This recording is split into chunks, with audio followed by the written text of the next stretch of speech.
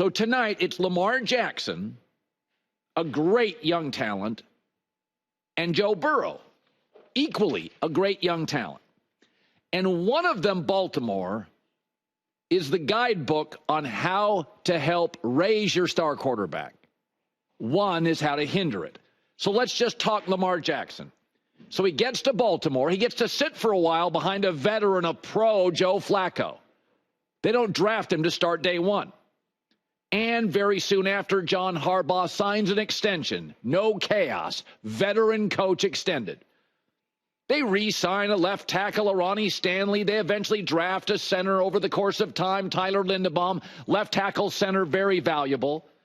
By the way, they eventually shift offensive coordinators as Lamar grows in the pocket as a better passer to Todd Monken, who they feel, previous coordinator was good. This guy's a bit more pass-centric. So as Lamar grows, they add Zay Flowers.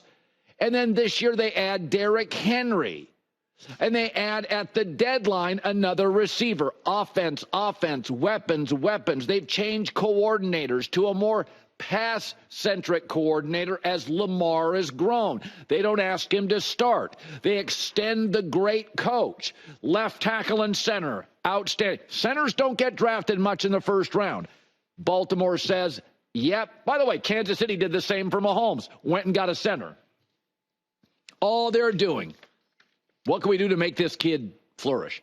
Now go to Joe Burrow in Cincinnati. You wonder why he looks perpetually pissed.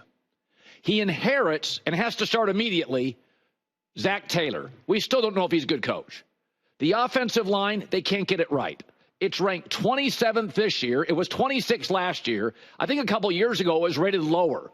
They can't get the offensive line right.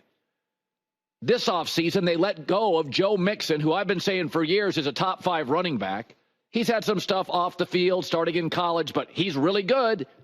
And, oh, by the way, they let him go, and Cincinnati has no run game and a bad offensive line. Oh, by the way, they lose their offensive coordinator, a really sharp kid, Callahan. He goes to Tennessee. Do they comb the market? Do they get into a bidding war for Cliff Kingsbury? No, they just move one of the guys on the staff up. Oh, by the way, they've got 2 really good receivers playing hardball with both. Higgins not going to play tonight probably, and he won't last. He'll be gone. And Jamar Chase is unhappy. I mean, that's the difference between the parents being at home, the parents adding wisdom, the parents not demanding too much too soon. As the kid grows, the parents challenge, support, and, hey, you're on your own. Mom and dad are going out. See you in a week. Baltimore, the entire time, what can we do to slowly grow this incredible young athlete? And Cincinnati, how can we save money? Didn't even make a play on Cliff Kingsbury. Let's just take a guy on the staff. Guy on the staff may be good, but generally in any company, it could be Nike, it could be Intel. Generally, you want a global search to get the best guy, generally. So as JFK, one of our great presidents, once said, ask not what your quarterback can do for you. Ask what you can do for your quarterback. One franchise gets it. One is trying to save money. And that said, I think tonight's really competitive. Wouldn't be shocked if Burrow wins. But everybody keeps asking, well, why is Joe Burrow so grumpy? You would be too. Burrow's the only great quarterback in the NFL that doesn't have either an elite coach or a really stacked roster. Goff does. Herbert's roster's good. Mahomes, Josh Allen, Lamar, Jalen Hurts. I even like C.J. Stroud's roster. Joe Burrow, trying to save money in Cincinnati. That's why he has a perpetual scowl on. All right, so it was interesting yesterday. Bears quarterback Caleb Williams. Isn't it amazing when you draft a quarterback, even if they don't succeed early, it makes the franchise much more interesting. So Caleb Williams had a moment of honesty. He said, it's getting really frustrating. Over the years, I work really hard on my accuracy, and I'm really kind of struggling at times. I pride myself. Not being accurate, not being on time is a really frustrating thing for me, and he has struggled this year. So this is where, in my business, in this little TV radio business, the media never wants to be wrong. So a lot of people in the media are terrified to have a strong opinion. And there is a fine line from rushing to judgment and identifying the truth. It's a fine line. I get that. But 3 games in, and we were right, C.J. Stroud's better than Bryce Young.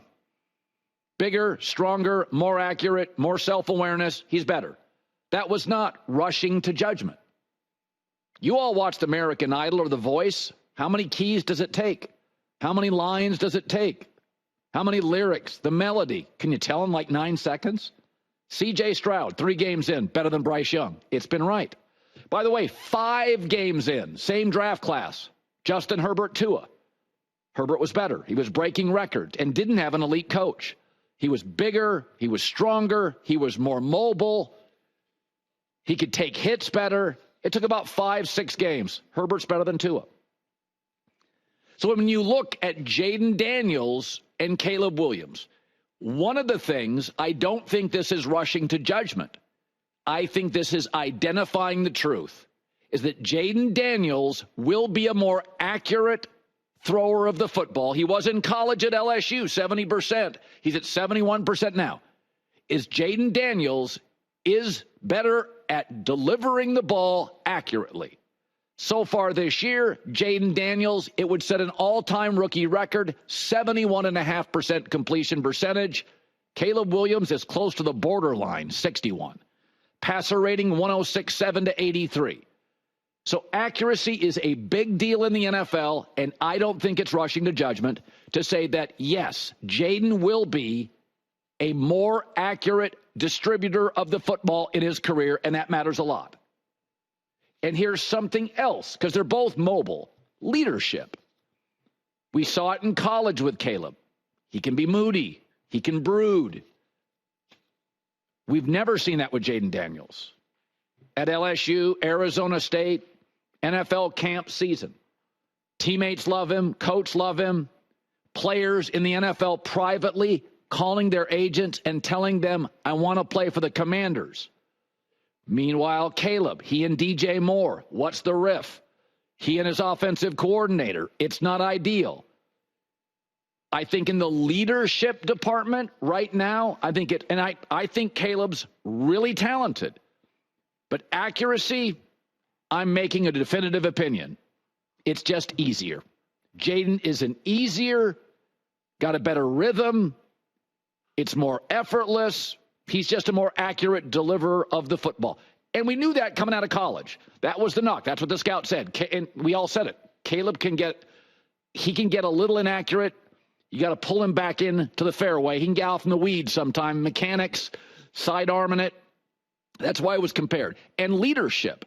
The things that people question, the fingernail stuff, the jumping in the crowd, the moody, the brooding, a little bit with Caleb, I think we've seen it. And we've seen no sign of that. Nothing but great leadership from Jayden Daniels. So right now, today, that doesn't mean Caleb couldn't win a Super Bowl or be dominant if he gets the right coach. That's not what I'm saying. But accuracy and leadership, I think there's a separation so far. I think Caleb's been noisy. The Bears have been noisy. And Washington just keeps blowing people out and competing with the best teams in the league. So I think there is a fine line between rushing to judgment and identifying the truth. And that's not to say Caleb's not going to work. I like him a lot. I don't think this is the right head coach. I don't think it's the right coordinator. The offensive line's regressed. I am not saying they're not reasons. Accuracy, leadership, all I'm saying is I see a separation. Many of the scouts, if you go online and look it up, the concerns with Caleb have surfaced. And the one primary concern with Jayden Daniels, thin, little slight, could get injured. Been banged up one game, but hasn't really been an issue. Hi, everybody. It's me, Uncle Colin. Subscribe here to get the latest from the herd, including exclusive behind-the-scenes videos and more, wherever you may be, however you may be watching. Thanks again for making us part of your day.